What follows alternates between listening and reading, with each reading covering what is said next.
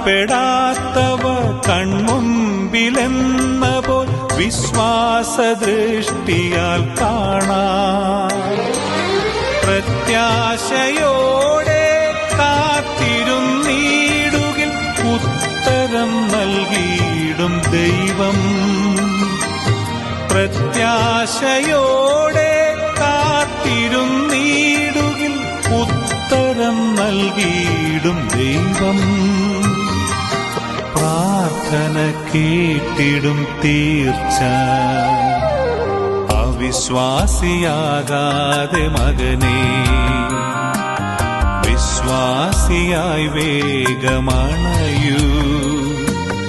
അടയാളം തേടാതെ വന്നാൽ വിശ്വാസ വഴി ഞാൻ തെളിക്കാം.